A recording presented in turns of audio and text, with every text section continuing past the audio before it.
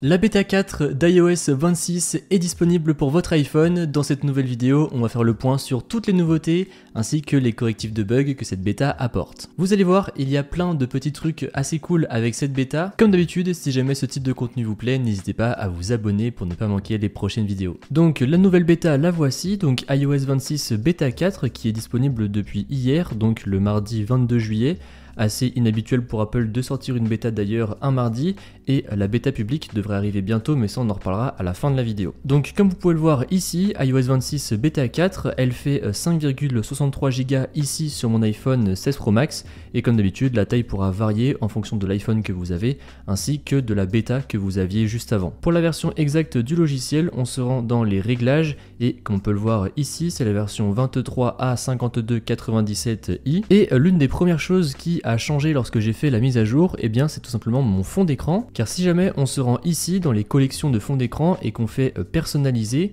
eh bien on peut voir qu'un nouveau fond d'écran fait son apparition, et c'est celui-ci, le fond d'écran dynamique, qui va venir s'adapter pour vous offrir un thème plus ou moins clair ou sombre en fonction de l'heure qu'il est dans la journée. Et franchement c'est super sympa, j'aime beaucoup, du coup je l'ai laissé depuis hier, et après si jamais on swipe bien sûr on retrouvera toujours les fonds d'écran classiques de base qui eux ne bougent pas, mais pour ma part je laisse le dynamique puisque je l'aime beaucoup. Comme vous pouvez le constater peut-être d'ores et déjà ici, la nouveauté phare de cette mise à jour c'est que le Liquid Glass fait son grand retour, puisque comme on le savait avec la bêta 3 ça avait un petit peu disparu. Là on peut voir déjà ici avec le bouton personnalisé que ça revient bien, et si jamais par exemple on se rend dans l'App Store, et bien comme on peut le voir ici juste en bas, là on voit au niveau de la police que le Liquid Glass est revenu, puisque avant ça faisait plutôt un espèce de flou plutôt qu'un Liquid Glass. Là on voit bien que c'est quand même nettement mieux qu'avant, ça fait un peu comme la bêta 2 finalement, donc comme ça toutes celles et ceux qui n'avaient pas fait la mise à jour de la bêta 2 vers la bêta 3 car ils n'aimaient pas le nouveau look, eh bien vont pouvoir le faire ici avec cette bêta 4, et pareil quand on change là entre les différentes options,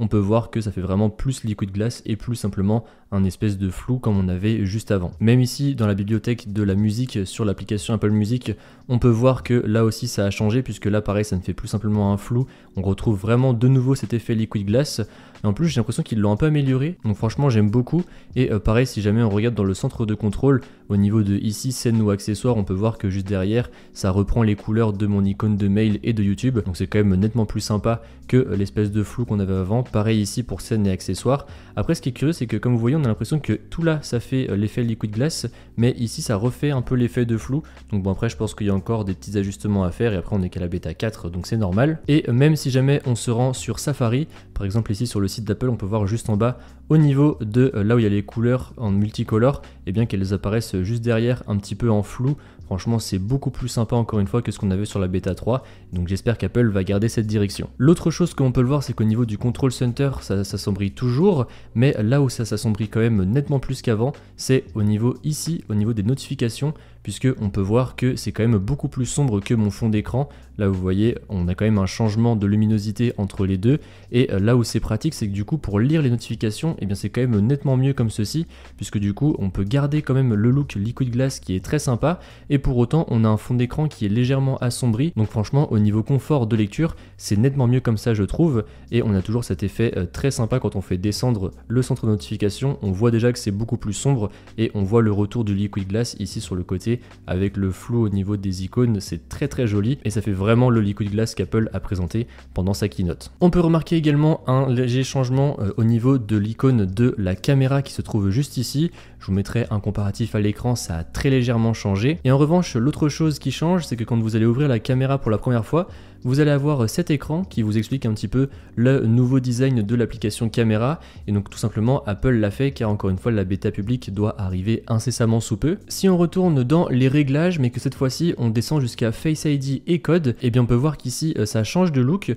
puisque on a un petit cadenas bleu, et ici on a tapé votre code, et le code qui n'est plus centré comme c'était le cas avant, donc bon c'est un très léger changement d'interface mais il est à noter tout de même. Si on se rend désormais dans l'application téléphone, comme on le sait avec iOS 26, on a une grosse nouveauté qui permet de bloquer les numéros inconnus entrants, et donc là vous voyez on a un tout nouveau menu qui a fait son apparition juste ici, qui est beaucoup plus clair que celui d'avant, qui vous propose plusieurs options pour les numéros inconnus qui vous appellent. On peut choisir par exemple que les appels des numéros inconnus sonnent et que finalement ça change pas grand chose par rapport à un appel d'une personne déjà enregistrée dans votre iPhone. Et sinon on a ici donc Ask Reason for Calling. Donc en fait ça veut dire que toutes les personnes qui vont vous appeler avec un numéro inconnu, et bien en fait va y avoir l'IA d'Apple qui va leur demander des informations pour savoir par exemple qui c'est, qu'est-ce qu'ils vous veulent, et ensuite une fois que la personne vous aura donné des informations, là votre iPhone sonnera. Et sinon vous pouvez tout simplement mettre en silence les numéros qui ne sont pas enregistrés dans votre iPhone, et comme ça ils seront directement envoyés dans votre messagerie vocale si jamais vous ne voulez pas vous embêter. Donc encore une fois ça offre un menu beaucoup plus clair je trouve, encore une fois je pense que c'est là pour la bêta publique. Et sinon l'autre chose qui m'a personnellement assez surpris avec cette nouvelle bêta, c'est au niveau de la fluidité,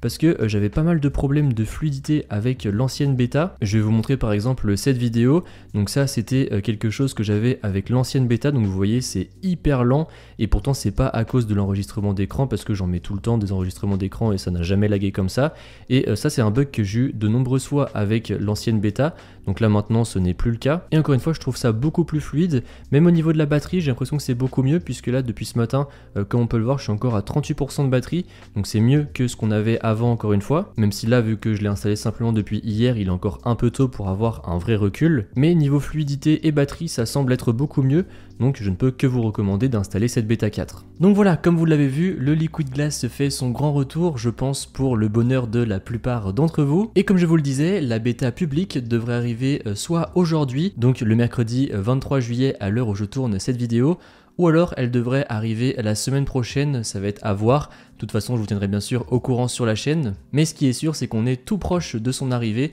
donc pour toutes celles et ceux qui attendaient justement cette public bêta afin de pouvoir tester iOS 26, eh bien ce n'est plus qu'une question de jours avant que vous soyez servis. Sinon d'un point de vue calendrier, on devrait avoir la prochaine bêta, donc la bêta 5 aux alentours du 4 ou 5 août je pense, et qui dit mois d'août dit bêta plus régulière, puisque on le sait, Apple a pour habitude en août de proposer une bêta par semaine, puisque vu qu'on approche du mois de septembre et de la sortie des nouveaux iPhones, de iOS 26 en version grand public, etc.,